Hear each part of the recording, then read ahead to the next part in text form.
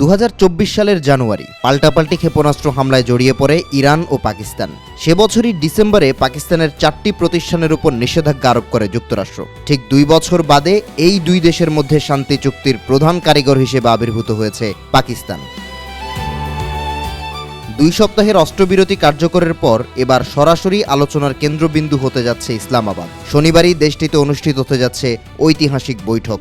দীর্ঘদিন ধরে আন্তর্জাতিক রাজনীতিতে কোণঠাসা হয়ে থাকা পাকিস্তানের এই সফল মধ্যস্থতাকে কূটনৈতিক বিজয় হিসেবে দেখছেন বিশ্লেষকরা।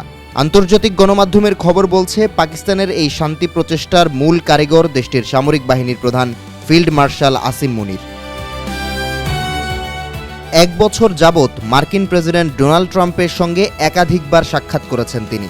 পাশাপাশি নিবিড় যোগাযোগ রেখেছেন ইরানি রেভলিউশনারি গার্ডের শীর্ষ নেতৃত্বের সঙ্গে। তবে এই প্রক্রিয়ায় টার্নিং পয়েন্ট ছিল চীনের সরাসরি হস্তক্ষেপ। অস্ত্রবিরতি চুক্তিতে ইরানকে রাজি করাতে চীনের মাধ্যমে পরোক্ষ চাপ প্রয়োগ করে পাকিস্তান। বিনিময়ে তেহরানের প্রতিনিধিদের নিরাপত্তার নিশ্চয়তা প্রদান করে বেইজিং। খোদ মার্কিন প্রেসিডেন্ট ট্রাম্পও এই শান্তি প্রক্রিয়ায় চীনের গঠনমূলক ভূমিকার কথা স্বীকার করেছেন। ইসলামাবাদের বিখ্যাত সেরেনা হোটেলে অনুষ্ঠিত হতে যাচ্ছে ঐতিহাসিক শান্তি বৈঠক। অতিথিদের নিরাপত্তা নিশ্চিতে ইসলামাবাদে 2 দিন সাধারণ ছুটি ঘোষণা করা হয়েছে। মার্কিন প্রতিনিধি দলের নেতৃত্বে থাকছেন দেশটির ভাইস প্রেসিডেন্ট জেডি ভ্যান্স।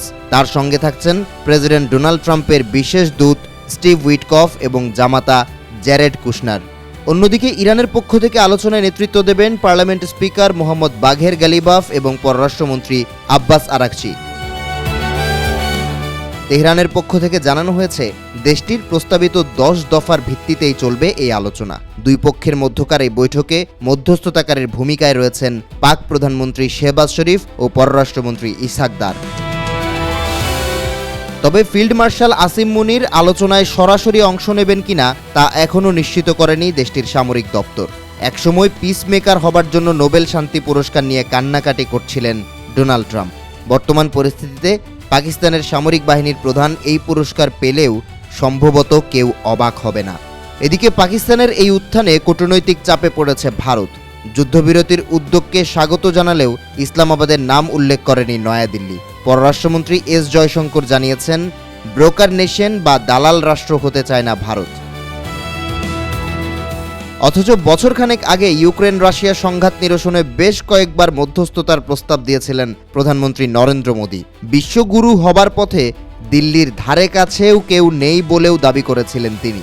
তবে তালিকার শীর্ষে নয়, বরং তলানিতে অবস্থান করছে ভারত। এই বিষয়টি মেনে নিচ্ছেন খোদ দেশটির কূটনীতি বিশ্লেষকরা।